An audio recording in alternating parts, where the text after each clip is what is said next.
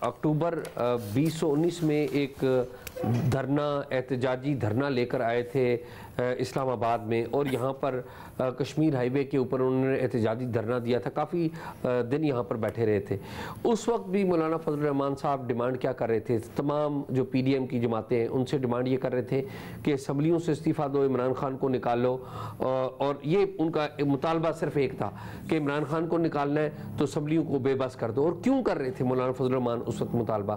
وہ اس لیے کر رہے تھے، مولانا فضل الرحمان مطالبہ کر رہے تھے کہ مولانا فضل الرحمان انتخابات ہار چکے تھے، اور وہ ٹائم بڑا اہم تھا۔ ٹائم اس لیے اہم تھا کہ جو جنرل باجوہ ہے ان کی ٹینیور جو ہے وہ پورا ہو رہا تھا، اور ان کی ایکسٹینشن کا معاملہ جو ہے وہ آگے بڑھ رہا تھا، اور یہ جنرل باجوہ کو بھی یا اس وقت آرمی چیف کو بھی چاہتے تھے کہ وہ رول پلے کریں اور جتنی بھی اپوزیشن کی جماعتیں ہیں ان کو کہیں ہیں کہ استعفیٰ دے دیں عمران خان کے خلاف۔ اور جس وقت وہ احتجاج کر رہے تھے اس وقت ایک رات یہ اپنی گاڑی پہ بیٹھے اور ساتھ ایک مولانا غفور حیدری صاحب کو لیا، اور یہ جنرل باجوہ صاحب کے گھر چلے گئے، اور وہاں پر جا کے انہوں نے یہی مطالبہ کیا جو میں آپ کو بتا رہا ہوں کہ انہوں نے پی ڈی ایم کہا کہ باجوہ صاحب کو کہ آپ پی ڈی ایم جماعتوں کو کہ استعفیٰ دے دیں۔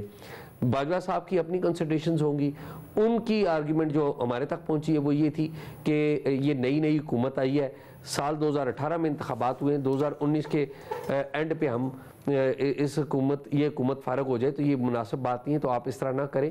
تو باجوہ صاحب کی اور مولانا فضل الرحمان صاحب کی تلخی بھی آپس میں ہو گئی۔ بعد میں معاملہ باجوہ صاحب کا اور ان کا ٹھنڈا بھی اسی ملاقات میں ہوا، اور پھر باجوہ صاحب نے ایک پرفیوم جو ہے ان کو تحفے میں دیے تھے، مولانا فضل الرحمان کو بھی اور مولانا غفور حیدری کو بھی، تاکہ ان کے ساتھ اچھے تعلقات ہوں۔ ایک تو یہ ہے کہ میں نے یہ پورا واقعہ سنانے کا مقصد یہ ہے کہ بتاؤں میں آپ کو کہ مولانا فضل الرحمان صاحب دو چیزیں جانتے ہیں۔ ایک چیز یہ جانتے ہیں کہ جب اسٹیبلشمنٹ کمزور ہو جائے تو اس کے اوپر سخت سے سخت وار کیا جائے، تو آپ دوسری چیز اپنا فائدہ مفاد زیادہ سے زیادہ حاصل کر سکتے ہیں۔ رات کو جب مولانا فضل الرحمان صاحب کا یہ گفتگو چل رہی تھی تو رات کو میں نے جیو پہ بھی خبر دی، اور پھر میں سوشل میڈیا پہ بھی بیٹھ کے میں نے ایک بڑی تفصیلی 20-23 منٹ میں بات کرتا رہا۔ بات بتانے کی یہ ہے کہ مولانا فضل الرحمان صاحب جو ابھی بات ندیم ملک صاحب کو انہوں نے کہی، اس میں ایک بنیادی غلطی بھی ہے، بنیادی فیکٹ جو ہے وہ ٹھیک نہیں ہے۔ کیا؟ وہ کہتے ہیں کہ باجوہ صاحب اور ان کی فیاض حمید صاحب کی ان کے ساتھ ملاقات ہوئی۔ یہ جو ملاقات ہوئی یہ ملاقات ہوئی تھی 26 مارچ، اس وقت 26 مارچ 2022 تھا، آپ کو تھوڑا سا 2022 تھا۔ آپ کو یاد میں بیک گراؤنڈ کروا دوں کہ 6 اکتوبر 2021 کو جو عمران خان صاحب ہیں انہوں نے جنرل فیاض حمید صاحب کی جو سمری تھی پوسٹنگ کی پشاور کور کمانڈر، وہ روک لی تھی، اور اس کے اوپر ایک تنازع پیدا ہوا تھا، اور پھر یہ تنازع تھوڑا سا پرولونگ کیا تھا، اور 20 نومبر کو ندیم انجم صاحب D G I S I بن گئے تھے، اور 20 نومبر کو جب وہ D G I S I بن گئے تھے تو یہ جو طریقے عدم اعتماد آئی ہے اس کی انیشیٹ یہ ہوتی ہے، جو گفتگو شروع ہوئی ہے سب سے پہلے آصف علی زرداری صاحب نے بیان دیا تھا دسمبر کے اینڈ میں، اور دسمبر کے اینڈ میں جب بیان دیا تھا پھر یہ فروری میں میچور ہوتی ہے، اور میچور ہو کے پارلیمنٹ میں جاتی ہے، پارلیمنٹ کے سیکریٹریٹ میں جاتی ہے، تو پھر اس کو روکنے کے لیے جنرل باجوہ نے رول یہ پلے کیا تھا کہ ان جو تمام سیاستدان تھے اس میں مولانا فضل الرحمان صاحب تھے، اس میں بلاول بھٹو زرداری تھے، اس میں میاں شہباز شریف صاحب تھے، اس میں